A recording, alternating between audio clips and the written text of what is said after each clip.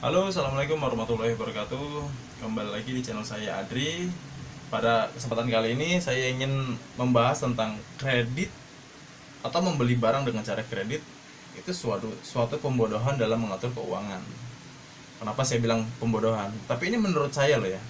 Bagi teman-teman yang mungkin berseberangan dengan prinsip hidup saya, silahkan ajukan komplain atau apapun di komentar video ini. Saya nggak masalah karena kita semua punya pandangan hidup dan cara hidup masing-masing ya. Kalau saya mendedikasikan diri saya supaya membantu teman-teman yang ingin satu jalan dengan saya untuk tidak membeli apa-apa dengan cara hutang, karena saya mengajarkan untuk hidup apa adanya, membeli suatu barang itu dengan cara cash, karena kita kemampuannya pada saat membeli barang itu adalah seperti itu. Bukannya kita membeli barang dengan harga yang kita memang masih belum mampu sebenarnya. Seperti misalkan ya, saya membeli kendaraan bermotor, sepeda motor deh, motor misalkan. Harga cash 20 juta. Begitu dikredit ternyata bisa sampai 30 juta. Itu dikredit selama misalkan 3 tahun deh, 36 bulan.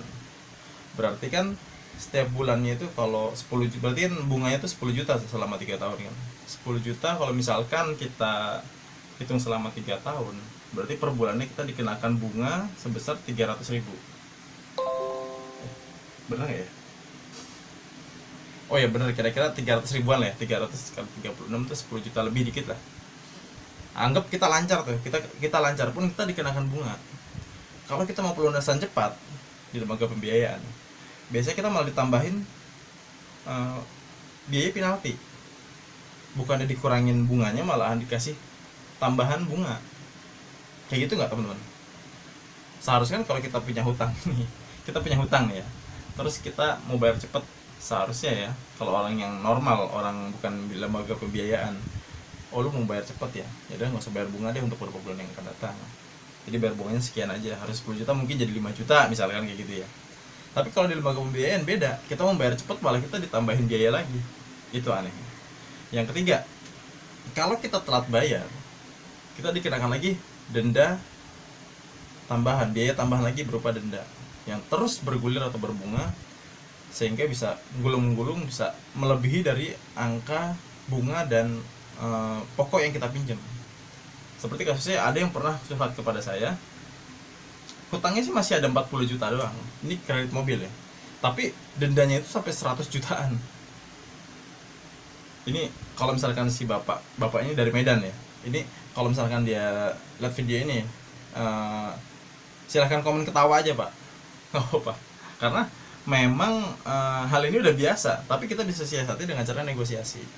Nah, kenapa saya bilang membeli barang itu adalah suatu kebodohan dalam mengatur keuangan? Karena kita membeli barang yang memang belum waktunya kita bisa beli. Nah, berarti apa artinya? Artinya kita kan belum mampu, kemampuan keuangan kita belum mampu untuk membeli barang tersebut kan. Nah, kalau kita beli secara kredit, otomatis kita membayar lebih. Artinya apa? Sudahlah kita nggak mampu, ditambah kita harus bayar lebih. Kita nggak mampu nih nyediakan 20 juta. Kenapa kita malah milih yang bayar 30 juta gitu loh? Alasannya apa? Kan bisa dikredit mas. Kan bisa saya nikmatin dulu barangnya. Oke, nikmatin barangnya. Tapi 3 tahun yang akan datang, penghasilan teman-teman ini bisa tergerus oleh cicilan ini setiap bulannya. Sehingga apa? Gaji yang kita dapatkan setiap bulan, akhirnya kita utamakan dulu untuk bayar cicilan daripada untuk kebutuhan kita sehari-hari, untuk anak kita, untuk istri kita. Sehingga ada satu ketika, bukan cuma satu dua orang ya, ini curhat ke saya pada saat penghasilannya atau sumber penghasilannya mati, entah kena PHK atau usahanya lagi turun, terjadilah telat bayar, gagal bayar, dan dikenakan denda yang berlipat-lipat akhirnya. Seperti yang saya ceritakan tadi, hutangnya tinggal 40 juta, tapi dendanya sampai ratusan juta. Memang si bapak ini membayarnya telat selama hampir 2 tahun. Tapi konyolnya ini kenapa dendanya terus berjalan? Gitu loh maksud saya. Seharusnya udah tahu customer lagi bermasalah kayak gini, dibantu untuk bisa menyelesaikan, entah diringankan bunga cicilan per bulannya sehingga bisa lancar bayarnya, atau misalkan bunganya nggak usah bayar, tinggal pokoknya aja, yang penting performa bapak kolektibilitasnya tetap bagus, misalkan kayak gitu kan. Karena sebelumnya juga kan si perusahaan ini udah dapat untung dari bunga yang si bapak ini bayar dan juga dendanya, gitu loh. Seharusnya ini pendapat saya aja ya, kalau teman-teman dari pihak leasing ada yang nonton video ini, saya hanya ngasih masukan, daripada orang tersebut makin nggak bayar karena dikenakan denda yang lebih besar, lebih baik dikasih keringanan kayak gitu. Jadi sisa pokoknya berapa, ya udah orang itu suruh nyicil pokoknya aja dah gitu loh, daripada nggak bayar-bayar kan. Sehingga apa, kepala cabangnya dari pihak leasing ini juga, kalau customer ini masih tetap bayar, kan performanya bagus kan, bonus akhir tahun juga bakalan jadi dapat lebih gede, bener kan kayak gitu ya enggak? Mas Hadi tahu aja nih sistem leasingnya. Ya saya tahu lah sih, karena saya juga dulu pernah berurusan dengan pihak leasing dan pihak bank. Nah sampai saat ini juga saya masih ada urusan dengan pihak bank, karena saya masih ada cicilan rumah yang saya pakai buat bikin video ini, masih ada urusan dengan bank. Tapi untuk selama 1 tahun ini saya stop cicil karena saya lagi fokus untuk menjual properti ini. Nah buat teman-teman yang lagi nyari properti, barangkali ada ya di sini, saya menjual rumah ini di angka 950 juta, di bawah harga pasaran ya, karena harga pasaran di perumahan saya ini 1,2 M, tapi saya jual hanya 950 juta. Yang penting saya bisa nutup hutang saya di pihak perbankan ini, dan saya masih ada sisanya untuk membeli rumah sekemampuan saya secara cash, gitu loh teman-teman. Nggak apa-apa sih harganya di bawah harga pasaran, yang penting cepet aja bisa kejual.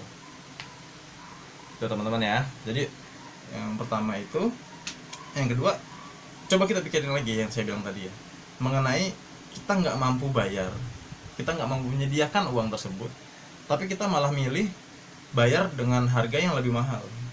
Menurut teman-teman yang normal ya, atau mungkin saya nggak normal ya, saya yang gila ya. Karena kebanyakan orang normal sekarang kalau beli, kalau nggak sanggup ya kredit gitu kan. Padahal kalau misalnya kita punya uang cash untuk DP-nya aja, untuk motor seharga 20 juta, biasanya DP kan sekitar, mungkin minimal ya, paling minim ya, yang ada di lapangan tuh 2 juta sampai 3 juta. Teman-teman coba search di Facebook Marketplace atau di OLX, banyak kok motor harga 2 juta 3 juta yang masih bagus, walaupun kondisinya udah umurnya mungkin di atas 5 tahun ya, mungkin sekitar hampir 10 tahun, 8 tahun sampai 10 tahun, tapi masih oke buat jalan. Lebih baik itu sambil pelan-pelan kita nabung, misalkan cicilan per bulan 1 juta, ya kita mendingan beli motor itu dulu, sambil setahun kita nabung tetap 1 juta per bulan, sehingga setahun kita dapat 12 juta. Setelah dapat 12 juta, motor yang tadi kita beli harga 3 juta itu bisa kita jual kan, anggap jadi 2 juta ya. Nah di akhir tahun kita punya duit 12 juta dari tabungan kita, plus hasil penjual motor itu 2 juta misalkan. Akhirnya kita punya duit cash 14 juta dong, langsung. Jadi setiap tahun upgrade motor, harga 14 juta motor yang apa, otomatis harusnya lebih keren. Setahun kemudian caranya sama.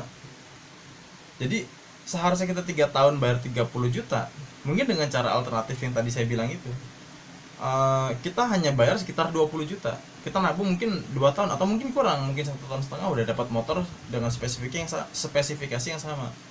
Cuman saran saya mendingan beli motor second di tahun yang sama.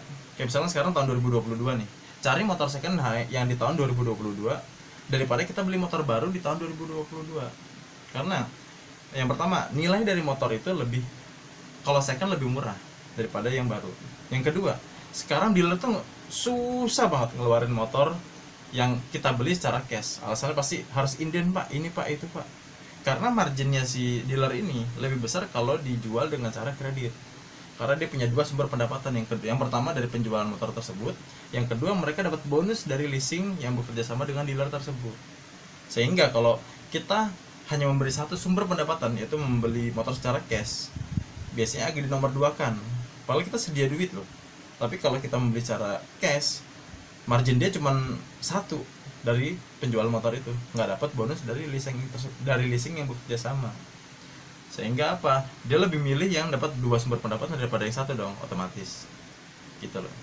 Cuman kalau kita nyari barokahnya, seperti yang udah pernah saya jalani di tahun 2013 sampai 2020, saya punya usaha yang lumayan besar, yang alhamdulillah saya akhirnya bisa sampai DP rumah ini, sampai nyicil beberapa tahun.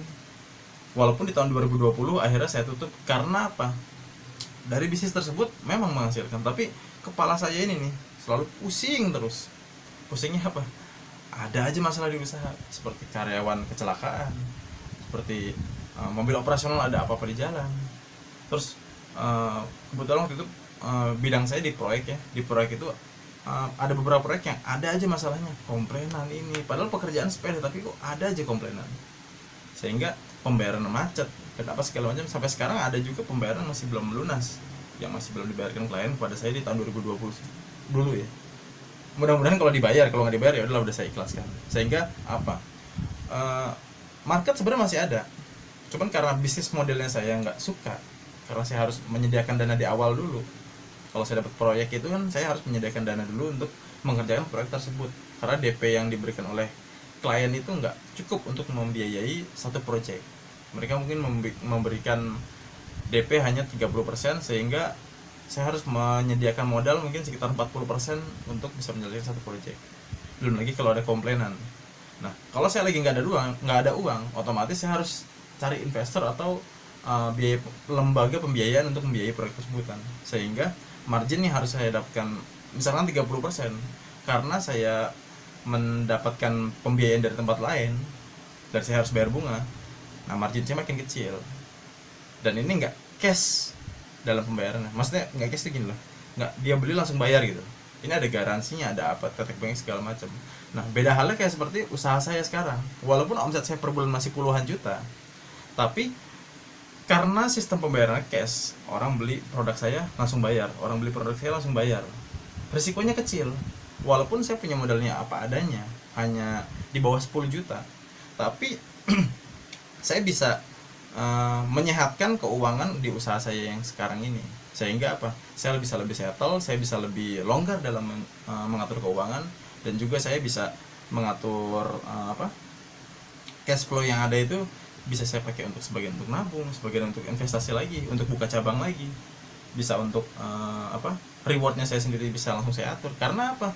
Saya hari ini modal, sore udah dapat penghasilan, pagi modal, sore atau malam udah dapat penghasilan, gitu loh teman-teman. Karena bisnis saya ini walaupun kecil tapi sehat, makanya saya pilih, walaupun saya marketnya untuk customer yang mau meng-hire saya sebagai kontraktor di project-project mereka itu masih ada ya. Untuk saat ini nggak saya terima, yang saya terima hanya jasa desain interior dan arsitektur aja, karena itu salah satunya hobi saya juga ya, untuk mendesain dan juga mengarahkan imajinasi di pikiran saya ini untuk menjadi sebuah karya gitu loh. Tapi saya nggak suka bisnis model di bidang pelaksanaan project. Sampai sini paham teman-teman ya? Jadi malah kemana-mana jadinya ya. Jadi kita balik ke yang tadi, kalau kita masih belum sanggup untuk membeli suatu barang, alangkah lebih baiknya kita tahan dulu, kita tabung dulu uang kita untuk bisa membeli barang tersebut secara cash. Karena kalau kita membeli secara cash, berarti memang kemampuan kita sampai situ. Kalau kita belum mampu uangnya, lebih baik kita tahan dulu, supaya uang yang tadi seharusnya kita pakai buat bayar bunga, bisa kita pakai untuk biaya tabungan kita. Atau mungkin bisa juga untuk investasi di bidang emas. Itu emas sebenarnya bukan investasi ya, tapi untuk menyelamatkan harta kita dari inflasi aja. Ya mungkin kita bisa tabung di emas, kita bisa invest di di barang-barang ataupun di bisnis yang kiranya baik untuk kita invest dan returnnya lebih cepat daripada kita hanya saving di emas. Tuh teman-teman ya, kapan-kapan mungkin kalau teman-teman tertarik untuk saya bahas tentang investasi di bidang usaha yang modalnya hanya mungkin 10 juta, 20 juta, atau mungkin 5 juta, silakan teman-teman komen dulu di video ini. Kalau misalkan banyak yang komen tentang investasi apa aja yang bisa dimulai dari harga 5 juta sampai 15 juta, nanti saya akan bikin kontennya setelah ada permintaan dari teman-teman dari komen di video ini. Oke, terima kasih, sampai sini aja. Assalamualaikum warahmatullahi wabarakatuh.